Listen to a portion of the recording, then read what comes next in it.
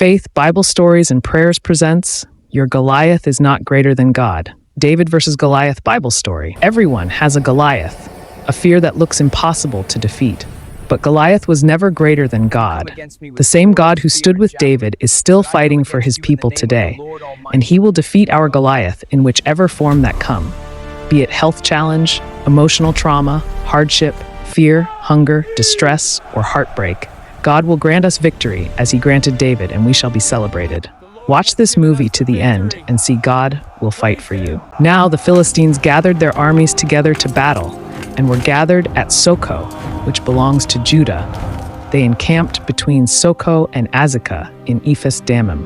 And Saul and the men of Israel were gathered together, and they encamped in the valley of Elah and drew up in battle array against the Philistines. The Philistines stood on a mountain on one side, and Israel stood on a mountain on the other side, with a valley between them. And there went out a champion from the camp of the Philistines, named Goliath, from Gath, whose height was six cubits and a span. He had a bronze helmet on his head, and he was armed with a coat of scale armor which weighed 5,000 shekels of bronze. He also had bronze greaves on his legs and a bronze javelin slung between his shoulders. The shaft of his spear was like a weaver's beam, and the iron point of his spear weighed 600 shekels, and his shield-bearer went before him. He stood and shouted to the ranks of Israel, "Why have you come out to draw up in battle array? Am I not the Philistine, and you servants of Saul? Choose a man for yourselves and let him come down to me. If he is able to fight with me and kill me, then we will become your servants. But if I prevail against him and kill him, then you shall become our servants and serve us." And the Philistine said, "I defy the ranks of Israel this day. Give me a man that we may fight together." When Saul and all Israel heard these words of the Philistine, they were dismayed and greatly afraid. Now David was the son of an Ephrathite of Bethlehem in Judah, named Jesse, who had 8 sons. Jesse sent his son David, saying, "Take now for your brothers an ephah of this roasted grain and these 10 loaves, and run to your brothers at the camp. Carry these 10 cheeses to the commander of their 1,000, and see how your brothers fare." When David arrived at the camp, he heard of how Goliath had defiled the army of Israel. All the men of Israel, when they saw the man, fled from him and were greatly afraid. They said, "Have you seen this man who has come up? Surely he has come up to defy Israel. The king will enrich the man who kills him with great riches, will give him his daughter, and make his father's house free in Israel." David said to the men standing by him, "What shall be done for the man who kills this Philistine and takes away the reproach from Israel? For who is this uncircumcised Philistine that he should defy the armies of the living God?" And the people answered him again the same way. When the words that David spoke were heard, they repeated them before Saul, and he sent for him. And David said to Saul, "Let no man's heart fail because of him. Your servant will go and fight with this Philistine."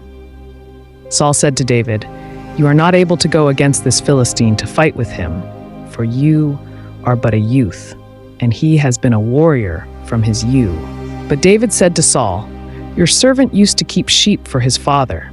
And when there came a lion or a bear and took a lamb from the flock, I went after him and struck him and delivered it out of his mouth. And if he arose against me, I caught him by his beard and struck him and killed him. Your servant has struck down both lions and bears, and this uncircumcised Philistine shall be like one of them, for he has defied the armies of the living God." David said, "The Lord who delivered me from the paw of the lion and from the paw of the bear will deliver me from the hand of this Philistine." And Saul said to David, "Go, and the Lord be with you." Then Saul clothed David with his armor. He put a helmet of bronze on his head and clothed him with a coat of mail. David strapped his sword over his armor, and he tried in vain to go, for he had not tested them. Then David said to Saul, "I cannot go with these, for I have not tested them." So David took them off. Then he took his staff in his hand and chose 5 smooth stones from the brook and put them in his shepherd's pouch. His sling was in his hand, and he approached the Philistine. The Philistine came on and drew near to David, with his shield-bearer in front of him. And when the Philistine looked and saw David, he disdained him, for he was but a youth, ruddy and handsome in appearance. And the Philistine said to David, "Am I a dog, that you come to me with sticks?" And the Philistine cursed David by his gods. "Come to me," he said, "and I will give your flesh to the birds of the air and to the beasts of the field." Then David said to the Philistine, "You come to me with a sword and with a spear and with a javelin. But I come to you in the name of the Lord of hosts, the God of the armies of Israel, whom you have defied. This day the Lord will deliver you into my hand, and I will strike you down and cut off your head.